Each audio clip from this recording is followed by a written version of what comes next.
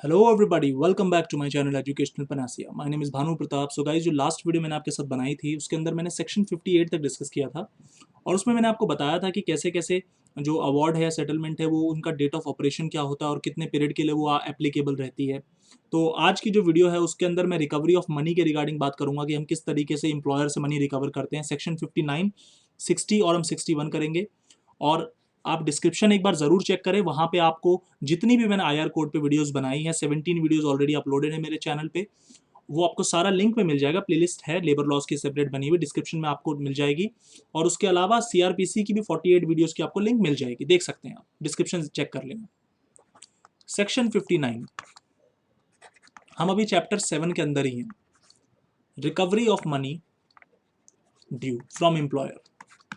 देखिए, अगर कोई भी मनी जो ड्यू है किसी इंप्लॉयर से, चाहे वो सेटलमेंट के थ्रू हो, चाहे वो अवार्ड के थ्रू हो, चाहे वो आपके चैप्टर 9 या चैप्टर 10 के थ्रू, वो किन किन सिचुएशन से, चाहे वो ड्यू आपका सेटलमेंट के थ्रू हो। मनी किससे लेना है? हमें एम्प्लॉयर से लेना है। चलिए, सेटलमेंट के, चाहे किसी अवार्ड के थ्रू एम्प्लॉयर से हो, चाहे चैप्टर 9 और चैप्टर 10 के प्रोविजंस के थ्रू। चैप्टर 9 10 मैं बता देता हूं आपको। चैप्टर 9 में जो प्रोविजन है वो आपके ले ऑफ रिट्रेंचमेंट के प्रोविजन है, और उसी के जो special provision relating to lay off है वो आपके चैप्टर 10 में मेंशन है। तो उसके रिगार्डिंग एम्प्लॉयर की कुछ लाइबिलिटीज बनती हैं पे करने की। तो अगर आपको कोई पैसा लेना है एम्प्लॉयर से, तो वर्कर या फिर कोई भी ऑथराइज पर्सन जिसको वर्कर ने ऑथराइज किया हो, अगर वर्कर की डेथ हो जाती है तो उसका असाइनी, अगर वर्कर की डेथ हो जाती है तो उसका असाइनी या फिर उसका लीगल हेयर, वो अप्लाई कर सकते हैं अप्रोप्रिएट गवर्नमेंट को एप्लीकेशन देके टू रिकवर द मनी। और अप्रोप्रिएट गवर्नमेंट क्या करेगी? एक सर्टिफिकेट ऑफ रिकवरी इशू करेगी। ये सर्टिफिकेट ऑफ रिकवरी के बारे में मैंने आपको ईएसआई एक्ट में जब मैंने इंटायर वीडियो बनाई थी उस पर मैंने बताया था। प्रोविडेंट फंड में भी मैंने सर्टिफिकेट ऑफ रिकवरी के बारे में बताया हुआ है। डिस्क्रिप्शन में दोनों वीडियोस, ईएसआई और ईपीएफ, दोनों पे complete section by section content है, डिस्क्रिप्शन में आप चेक कर सकते हैं।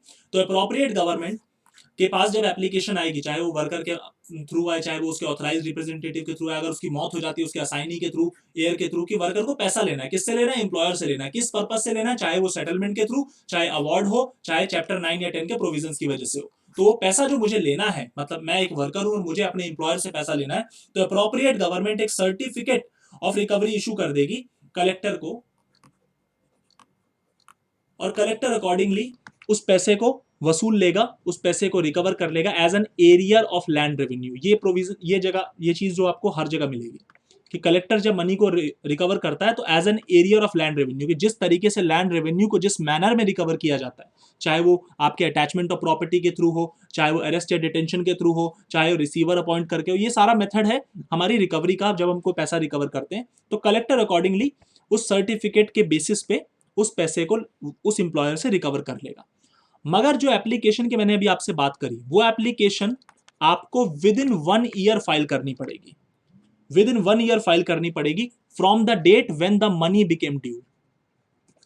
From the date when the money became due, जिस दिन से पैसा ड्यू हुआ है वहां से आपको 1 साल के अंदर, आपको मतलब वर्कर को, चाहे उसके रिप्रेजेंटेटिव को, चाहे उसके लीगल एयर को, 1 साल के अंदर एप्लीकेशन फाइल करनी पड़ेगी।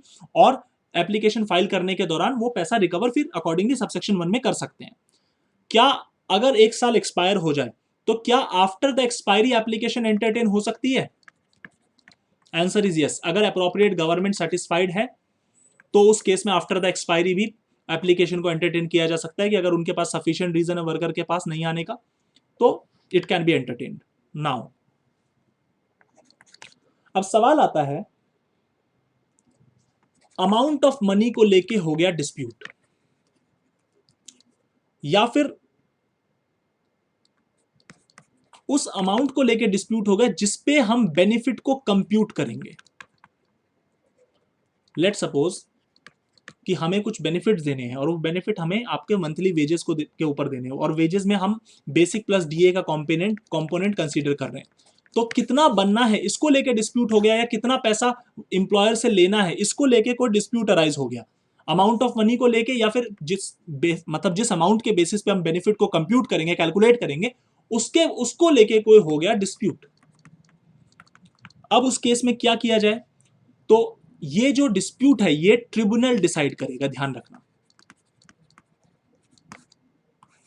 और वो भी with in 3 months. Tribunal decide करेगा, वो भी विद इन 3 मंथ्स डिसाइड करेगा, ये बात ध्यान रखना। अब ये डिस्प्यूट किस चीज के रिगार्डिंग है, अमाउंट जो रिकवर करना है उसके रिगार्डिंग कोई इशू हो गया, या फिर बेनिफिट जो कंप्यूट करना है, जिस अमाउंट पे कंप्यूट करना है वो कैलकुलेट नहीं हो पा रहा। तो अगर इसको लेके कोई डिस्प्यूट है तो वो डिस्प्यूट अप्रोप्रिएट गवर्नमेंट नहीं डिसाइड करेगी, वो डिस्प्यूट डिसाइड करेगा आपका ट्रिब्यूनल, जो भी अप्रोप्रिएट गवर्नमेंट स्पेसिफाई करेगी, और 3 महीने के अंदर उस डिस्प्यूट को रिकवर किया जाएगा। हालांकि ट्रिब्यूनल को लगा तो ट्रिब्यूनल उस पीरियड को, ये जो 3 महीने का पीरियड है, इसको एक्सटेंड भी कर सकती है। ट्रिब्यूनल उसे 4 महीने में भी डिसाइड कर सकती है, रीजन देना पड़ेगा ऑब्वियसली, 5 महीने में भी डिसाइड कर सकती है, बट 3 महीना आपके एग्जाम पॉइंट ऑफ व्यू से इंपॉर्टेंट है। नाउ अब ये सबसेक्शन 2 के अंदर मैंने आपको एक वैल्यू ऑफ बेनिफिट की बात करी कि जिस अमाउंट पे बेनिफिट को कंप्यूट करना है, अब ये वैल्यू ऑफ बेनिफिट निकालना है। अब इसके लिए ट्रिब्यूनल क्या करे, क्या खुद करेगी? नहीं, ट्रिब्यूनल अगर चाहे तो ट्रिब्यूनल इसके लिए कमिश्नर अपॉइंट कर देगी। अगर आपने सीपीसी पढ़ा हो तो आपको अंदाजा होगा कि कमिश्नर सिंपल, अगर कई बार प्रॉपर्टी के रिगार्डिंग को मैटर्स होते हैं, एविडेंस रिसीव करना होता है, और अगर वो बंदा खुद कोर्ट नहीं आ सकता तो कमिश्नर अपॉइंट करके कोर्ट ये काम करा देता है। तो सिमिलरली लॉ यहाँ पे ये कहता है कि अगर कोई वैल्यू ऑफ बेनिफिट कंप्यूट करना है, जो सबसेक्शन 2 में अभी मैंने आपको बताया, तो उसके लिए ट्रिब्यूनल क्या करेगी, कमिश्नर अपॉइंट कर देगी, और वो अकॉर्डिंगली कमिश्नर वैल्यूएशन करके रिपोर्ट सबमिट कर देगा ट्रिब्यूनल को।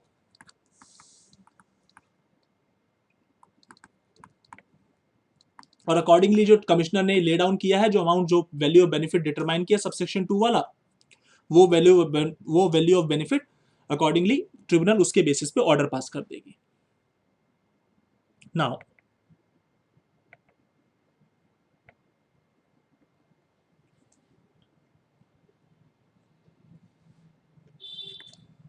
ट्रिब्यूनल का जो भी डिसीजन होगा, ट्रिब्यूनल उस डिसीजन को फॉरवर्ड करेगी एप्रोप्रिएट गवर्नमेंट को, पॉइंट नंबर 1। और जो भी अमाउंट होगा उस अमाउंट को हम रिकवर कर लेंगे जो सबसेक्शन 1 में मैनर दिया, उस मैनर में। अब ये सबसेक्शन 1 में क्या मैनर था, सर्टिफिकेट इशू करो, कलेक्टर को इशू करो, और एरियर ऑफ लैंड रेवेन्यू की तरह रिकवर कर लो। सिंपल मतलब अगर कल को ट्रिब्यूनल में मैटर जाता तो ट्रिब्यूनल एक रिपोर्ट, अपना डिसीजन अप्रोप्रिएट गवर्नमेंट को देगी, और जैसे सबसेक्शन 1 में सबसे पहला ही मैंने इसमें 59 में जो आपको बताया, उस तरीके से हम अपनी रिकवरी कर लेंगे सर्टिफिकेट इशू करके। चलिए अब सवाल आता है कि मान लीजिए एक या एक से ज्यादा, मतलब 2 या उनसे ज्यादा वर्कर्स हैं, ठीक है, और उनको सेम एम्प्लॉयर से पैसा लेना है, तो रिकवरी का सिंगल एप्लीकेशन फाइल करके भी काम चल सकता है। इतने सारे अलग अलग एप्लीकेशन सेम ही एम्प्लॉयर के लिए फाइल करके क्या फायदा, उससे तो अननेसेसरी का लिटिगेशन का जो वर्क है वो काम ही बढ़ेगा। उससे अच्छा एक एप्लीकेशन के थ्रू डिफरेंट वर्कर्स के इंटरेस्ट को रिप्रेजेंट कर दिया जाएगा, अगर सेम ही एम्प्लॉयर से पैसा रिकवर करना है तो उस केस में हम उस तरीके से चल सकते हैं। तो सबसेक्शन 5 सिंगल एप्लीकेशन की बात करता है उन सिचुएशंस में जहां पे डिफरेंट वर्कर्स हो, लेकिन वो एक ही एम्प्लॉयर के अंडर, और दोनों को, मतलब 2 या 2 से ज्यादा लोगों को पैसा वसूलना हो उसी एम्प्लॉयर से। Now section 60, commencement and conclusion of proceedings. Section 60 में ज्यादा कुछ नहीं है, सिर्फ इतना बोलता है कि कौन कौन सी डेट से प्रोसीडिंग स्टार्ट और खत्म कही जाएगी। तो सबसे पहला कि कंसीलिएशन प्रोसीडिंग के केस में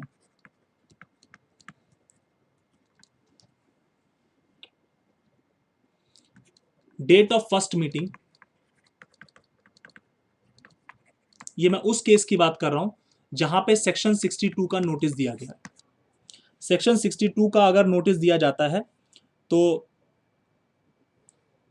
वहां से जो भी फर्स्ट मीटिंग हो, वो फर्स्ट मीटिंग आपका कमेंसमेंट ऑफ प्रोसीडिंग कहलाएगी कंसीलिएशन के केस में, कंसीलिएशन प्रोसीडिंग के केस में, कि जहां से first meeting conciliation industrial dispute अगर जिस मैटर में है और वहां पे रिसीट नोटिस रिसीव हो रहा है तो वो कंसीडर करा जाएगा।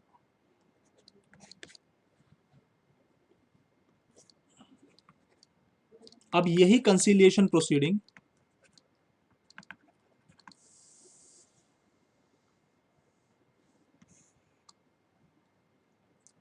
कंक्लूड कब मानी जाएगी?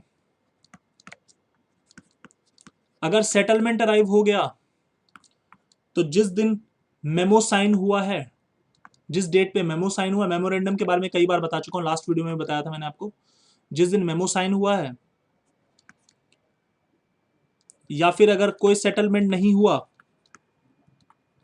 तो जिस दिन फेलियर रिकॉर्ड किया है कंसिलिएशन ऑफिसर ने कि सेटलमेंट नहीं हो पाया, जो रिपोर्ट बनाता है ना कंसिलिएशन ऑफिसर, उस दिन खत्म हो गई। कंक्लूड मतलब होता है खत्म होना। अगर मान लीजिए रेफरेंस दिया है नेशनल इंडस्ट्रियल ट्रिब्यूनल को, तो ड्यूरिंग द पेंडेंसी वो चीज कंक्लूड मानी जाएगी, क्योंकि उसके बाद तो national industrial tribunal matter decide करेगा ना। अगला, आर्बिट्रेटर के केस में, इंडस्ट्रियल ट्रिब्यूनल के केस में, नेशनल इंडस्ट्रियल ट्रिब्यूनल के केस में स्टार्ट जो होती है प्रोसीडिंग, वो तो हो गई फाइलिंग ऑफ एप्लीकेशन, जिस दिन एप्लीकेशन फाइल करा है, या फिर अपील की डेट, या फिर रेफरेंस की डेट, इनकी डेट्स ये कहलाती है। और इनकी कंक्लूजन होती है जिस दिन अवार्ड इन्फोर्सेबल हो जाता है। अवार्ड इन्फोर्सेबल कब होता है, इसके लिए सेक्शन 55 में मैंने डिटेल्ड वीडियो बना रखी है। जिस दिन अवार्ड इन्फोर्सेबल हो गया वो दिन हमारा कंक्लूजन का डेट कहलाता है, और कब इन्फोर्सेबल होता है सेक्शन 55 में मैंने अच्छे से बता रखा है। नाउ सेक्शन 61, जिसके बाद ये चैप्टर आपका खत्म, और आपका chapter number 8 strike and lockout का नेक्स्ट वीडियो में बनाऊंगा। Certain matters to be kept confidential.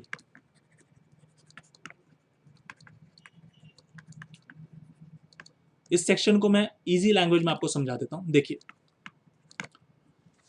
जब कभी भी मैटर आपका प्रोसीडिंग आपकी कंसिलिएशन की चल रही हो, चाहे आर्बिट्रेटर के सामने हो, चाहे कंसिलिएशन ऑफिसर के सामने हो, चाहे ट्रिब्यूनल में हो, चाहे नेशनल इंडस्ट्रियल ट्रिब्यूनल में हो, और इन्वेस्टिगेशन इंक्वायरी के दौरान चाहे कोई भी, चाहे पर्सन इंडिविजुअल हो, चाहे कोई फर्म हो, चाहे कोई कंपनी हो, कोई ऐसी इंफॉर्मेशन पता चलती है, कोई ऐसी इंफॉर्मेशन ऑब्टेन की गई है जो इन्वेस्टिगेशन इंक्वायरी के दौरान जो वैसे पब्लिक डोमेन में अवेलेबल नहीं है, मगर क्योंकि यहां पे इन्वेस्टिगेशन और इंक्वायरी हो रही है इसलिए वो इंफॉर्मेशन आई है उभर के। अब सवाल आता है कि वहां पे वो पर्सन या वो कंपनी या वो फर्म रिक्वेस्ट कर सकती है, अप्लाई कर सकती है कि ये पर्टिकुलर इंफॉर्मेशन को आप पब्लिक नहीं करेंगे, आप इसको कॉन्फिडेंशियल रहने देंगे। और वैसे भी अगर आपने आर्बिट्रेशन एक्ट में पढ़ा होगा तो वहां पे भी कॉन्फिडेंशियलिटी है कि जो मैटर है वो कॉन्फिडेंशियल रहेगा। तो यहां पे यही चीज कही जा रही है 61 के अंदर कि अगर कोई चीज जो सिर्फ उस प्रोसीडिंग के दौरान मैटर उभर के आई है वो इंफॉर्मेशन, और वैसे वो पब्लिक डोमेन में अदरवाइज अवेलेबल नहीं है, वो एविडेंस के थ्रू ही अवेलेबल हुई है, तो उस केस में रिक्वेस्ट करी जा सकती है, और उस रिक्वेस्ट पे उस मैटर को, उस पर्टिकुलर चीज को कॉन्फिडेंशियल ट्रीट किया जाएगा, और उसको किसी भी जगह डिस्क्लोज नहीं किया जाएगा। अगर वो ट्रेड यूनियन का मैटर है तो ट्रेड यूनियन के सेक्रेटरी के द्वारा जब तक कंसेंट राइटिंग में ना मिल जाए तब तक नहीं किया जाएगा। अगर कोई इंडिविजुअल है तो उसकी कंसेंट चाहिए, अगर कोई फर्म है तो उसकी कंसेंट चाहिए, अगर कोई कंपनी है तो उसके डायरेक्टर या जो भी पर्सन रिस्पॉन्सिबल है उनकी कंसेंट चाहिए। यह हुआ कॉन्फिडेंशियलिटी के रिगार्डिंग। मगर इसका एक एक्सेप्शन भी है। Section 193 Indian penal code perjury के ऑफेंसेस हैं, इसके अंदर झूठी गवाही देने के। तो अगर आपको झूठी गवाही देते हैं, मतलब आप कोई चीज झूठ बोल देते हैं और आप चाहते हैं वो कॉन्फिडेंशियल रहे, नहीं तो ऐसा नहीं होगा। अगर आपके ऊपर सेक्शन 193 पर्जरी का प्रोसिक्यूशन चल रहा है, इस केस के इंडस्ट्रियल कोड में कुछ झूठी जानकारी देने का, झूठी इंफॉर्मेशन देने का, तो उस मैटर को कॉन्फिडेंशियल नहीं रखा जाएगा। अगर आपने रिक्वेस्ट भी कर दिया ना इसको कॉन्फिडेंशियल रखो, और आप बचना चाहते हैं झूठी गवाही के सबूत से, तो वो चीज नहीं हो सकती। वो इन कॉन्फिडेंशियल इंफॉर्मेशन को भी यूज कर लिया जा सकता है, उस इंफॉर्मेशन को डिस्क्लोज किया जाएगा आपके पर्जरी के प्रोसिक्यूशन को प्रूव करने के लिए, जो कि section 193 of Indian penal code में मेंशन है। तो ये आपका सेक्शन 61 तक फिनिश हो गया। तो नेक्स्ट वीडियो जो मैं आपके साथ बनाऊंगा उसके अंदर मैं नया चैप्टर कराऊंगा, सेक्शन 62 और 63 हम करेंगे, जो कि स्ट्राइक एंड लॉकआउट्स का है। तो thank you so much guys for giving your precious time to me. Thank you very much.